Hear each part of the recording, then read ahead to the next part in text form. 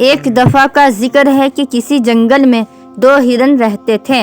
ان دونوں کا نام ببلو اور گبلو تھا۔ ببلو ایک عقل مند اور محتاط ہرن تھا، جبکہ گبلو تھوڑا لاپرواہ اور جلد باز تھا۔ دونوں گہرے دوست تھے اور ہر وقت ایک دوسرے کے ساتھ رہتے تھے۔ جنگل میں کھانے کی بہتات تھی۔ یہ دونوں ہرن دن بھر ہری گھاس اور تازہ پانی سے لطف اندوز ہوتے تھے، لیکن جنگل میں شکاری بھی اکثر آتے تھے، اس لیے ببلو ہمیشہ محتاط رہتا تھا۔ وہ ہر وقت گبلو کو نصیحت کرتا کہ کسی خطرے کے قریب نہ جائے اور ہمیشہ ہوشیار رہے، مگر گبلو کو یہ باتیں بوزنگ لگتی تھی۔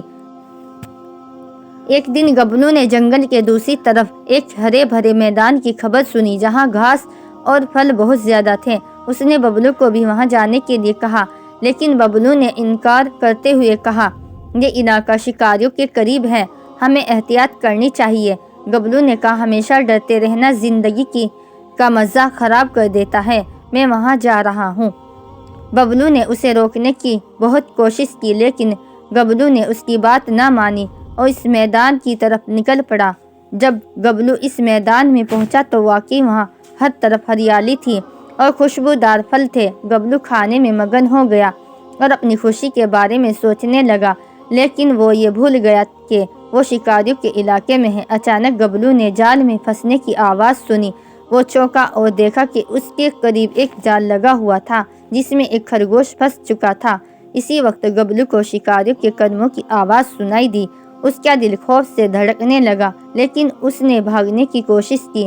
بدقسمتی سے وہ خود بھی ایک جال میں پھنس گیا۔ وہ پچھتانے لگا اور ببلو کی باتوں کو یاد کرنے لگا۔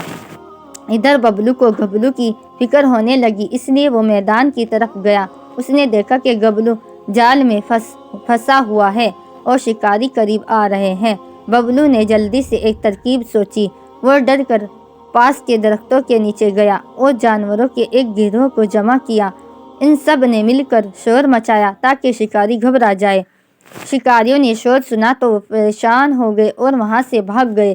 ببلو نے موقع کا فائدہ اٹھایا اور اپنے دوست گبلو کو جال سے آزاد کیا۔ گبلو نے روتے ہوئے ببلو کا شکریہ ادا کیا اور کہا، مجھے معاف کر دو، میں نے تمہاری بات نہیں مانی۔ اب سے ہمیشہ تمہاری بات مانوں گا اور محتاط رہوں گا۔ یہ کہانی ہمیں سبق دیتی ہے کہ محتاط رہنا اور عقل مندی سے کام لینا ہمیشہ فائدہ مند ہوتا ہے۔